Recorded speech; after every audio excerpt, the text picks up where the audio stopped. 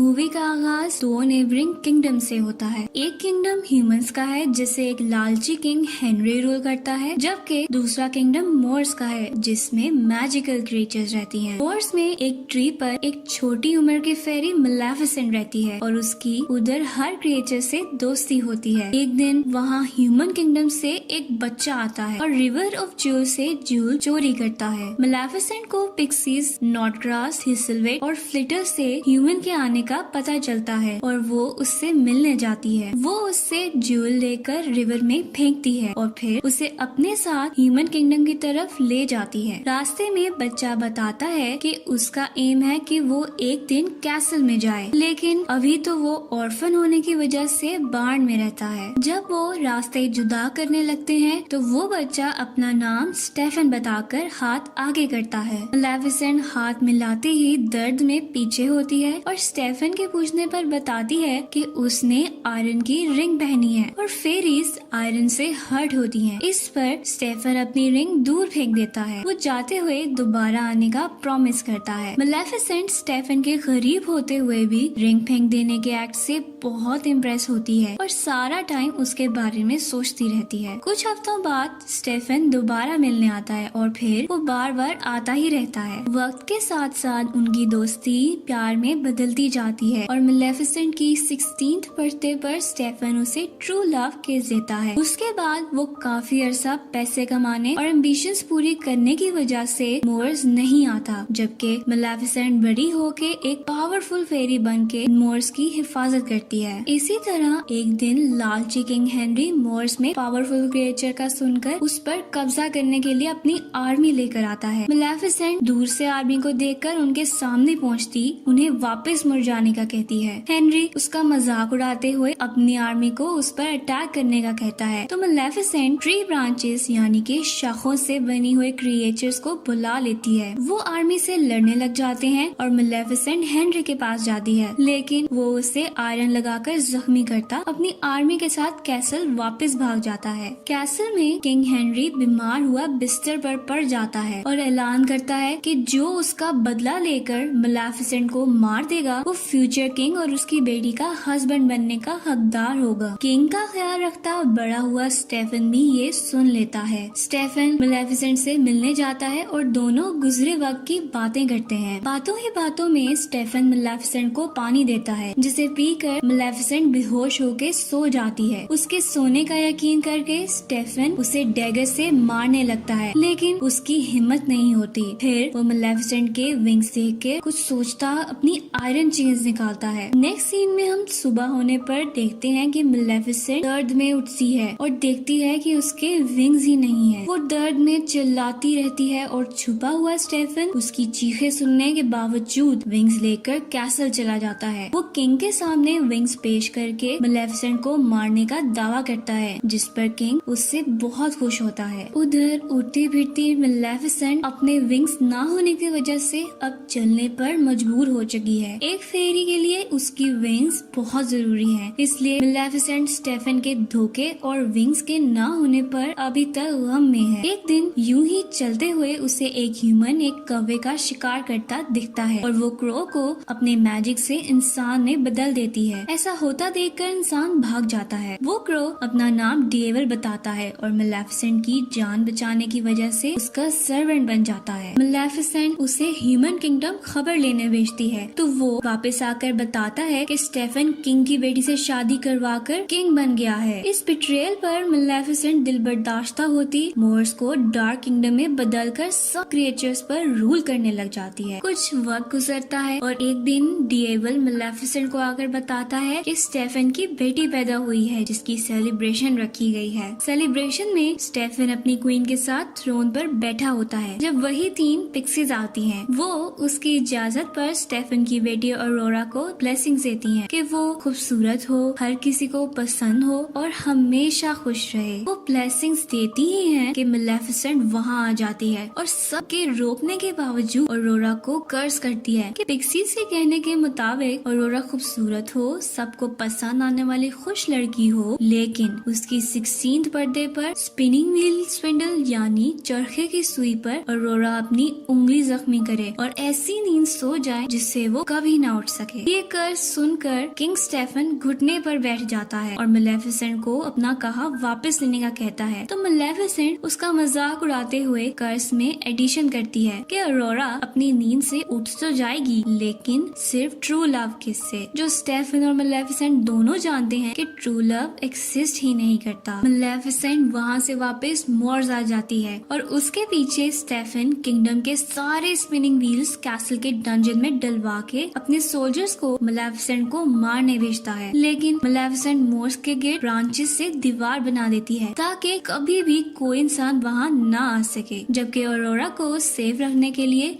Stephen उसे पिक्सीज के साथ उसकी 16th बर्थडे तक छुपाए रखने का कहकर फॉरेस्ट के एक कॉटेज में भेज देता है। पिक्सीज बच्चे के लिए ह्यूमन फॉर्म में तो आ जाती हैं, लेकिन उन्हें उसका ख्याल रखने का कुछ भी पता नहीं होता। डिएवल कॉटेज ढूंढकर मेलेफिसेंट को वहां लेकर जाता है और मेलेफिसेंट को अरोरा पसंद नहीं आती और वो फॉरेस्ट में आती उसकी भूख से रोने की आवाज से भी चिढ़ती होती है। डिएवल ही उसकी भूख पूरी करके उसे सुला कर आता है।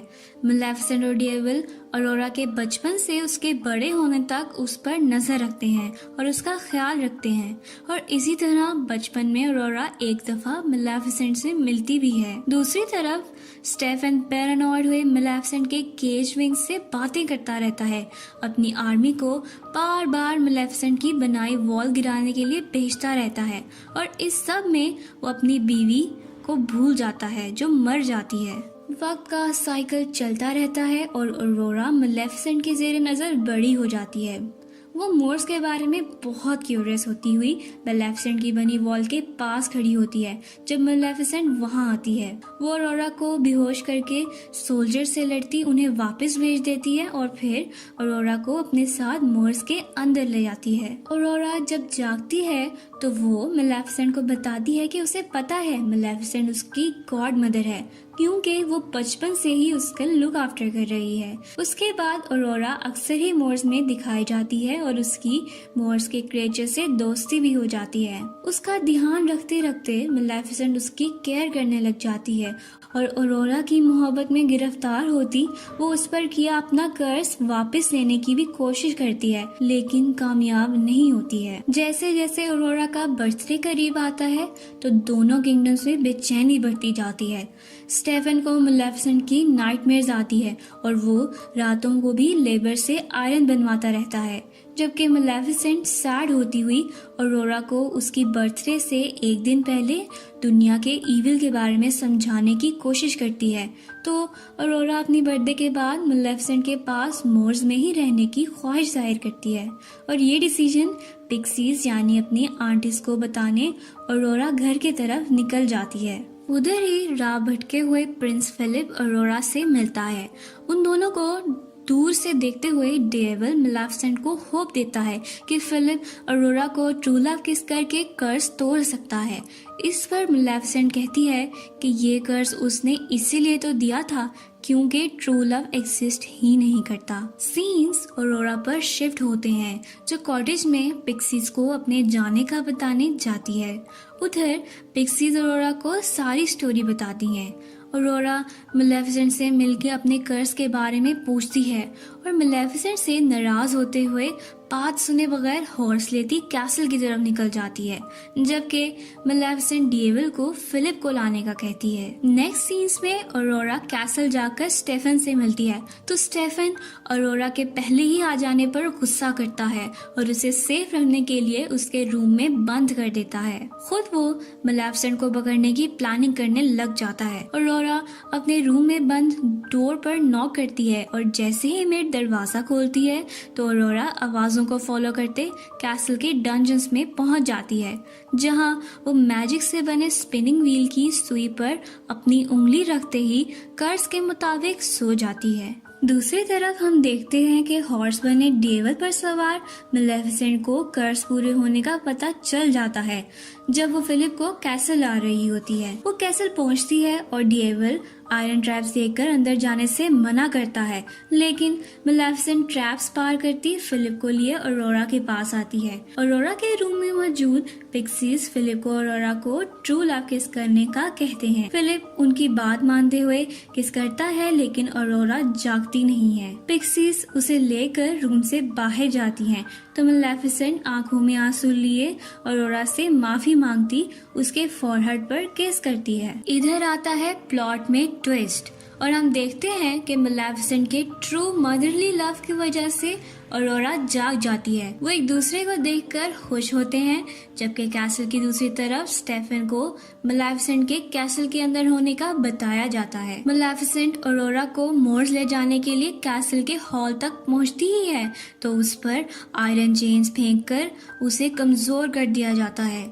ऑरोरा को गार्ड्स आगे बढ़ने नहीं देते और अपने बचाव के लिए मेलेफिसेंट डिएवल को ड्रैगन बना देती है। डिएवल सोल्जर्स को गिराकर मेलेफिसेंट से चेन्स हटा देता है, लेकिन गार्ड्स उसे पकड़ लेते हैं और मेलेफिसेंट को आयरन शील्ड में घेर लेते हैं। मेलेफिसेंट ड्रैगन की आग से तबाह होता कैसल देखकर ऑरोरा को भाग जाने का कहती है और उसके जाते ही आयरन आर्मर में स्टेफन मेलेफिसेंट की तरफ आता है।